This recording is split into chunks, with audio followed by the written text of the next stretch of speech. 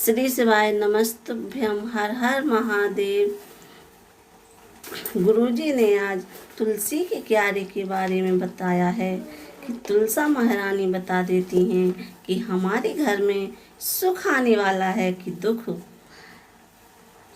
इस जानकारी को सुनने के लिए पहले आप लाइक, सब्सक्राइब और शेयर ज़रूर करें। यह बहुत ही महत्वपूर्ण जानकारी आज हमारे गुरुजी ने बताई है और हम इसको आपको सुना रहे हैं। जैसे शनि अपना प्रकोप दे रहा हो या शनि उतर रहा है, ये किसी से पूछने की ज़रूरत नहीं पड़ती। शनि अपने आप बता देता है।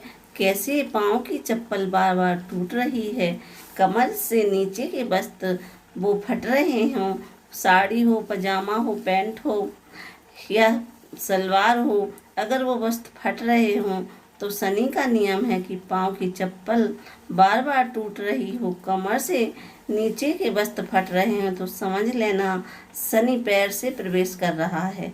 किसी मंदिर में गए, वहाँ जाने पर चप्पल चली गई, कोई आपकी चप्पल चुरा कर ले गया तो समझ लेना शनि की कुदृष्टि अब पड़ना बंद होना चालू हो गई। घर के अंदर जब चप्पल जाती है तो रोग, बीमारी, कष्ट, तकलीफ चालू हो जाती है। आज के समय में सब लोग चप्पल पहनते हैं। गुरुजी ने बताया कि घर में चप्पल नहीं पहनना चाहिए, चाहे कितनी भी ठंड हो। आजकल तो सब ठंड में चप्पल पहनते हैं। रसोई घर में चप्पल नहीं पहनना चाहिए। गुरुजी ने बताया रसोई घर में माँ अन्नपूर्णा रहती हैं। रसोई घर में शिव महापुराण की कथा कहती है कि अन्नपूर्णा तो मेरे बच्चों का भरण पोषण कर रही है।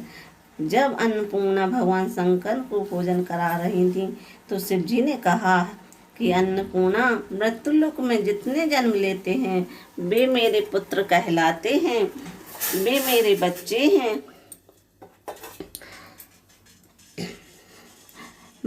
तो अन्नपूर्णा ने कहा कि प्रभु, जब कोई बहू बेटी माँ भोजन बनाएगी तब मैं उसमें प्रवेश करूँगी। रसोई घर नहीं होगा, वो मेरा और तुम्हारा मंदिर कहलाएगा। इसीलिए रसोई घर में चप्पल नहीं पहननी चाहिए कभी भी। तुलसी माता बता देती हैं कि आपके घर की दशा क्या है।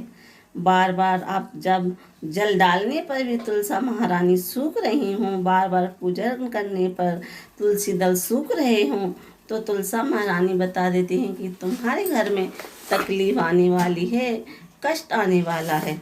जिस घर में तुलसा हरी भरी हो, आनंदमय हो, उस घर में दुख नहीं आता, समृद्धि खुद बढ़ती चली आती है। जिस भगवान का आप पूजन करते हो, जिस भोलेनाथ को आप जल चढ़ाते हो, जिस ठाकुर जी को आप लाड़ लगाते हो, जिस परमात्मा का आप भजन करते हो, जिस राधा रानी को आप जपते हो, जिस माता को आप पूजते हो, उनसे तुम्हारा एक संबंध जरूर होना चाहिए। उनसे तुम्हारी कुछ रिश्तेदारी होनी चाहिए और उनसे तुम्हारा कुछ संबंध रहेगा, उनसे तुम्हारी कोई रिश्तेदारी रहेगी।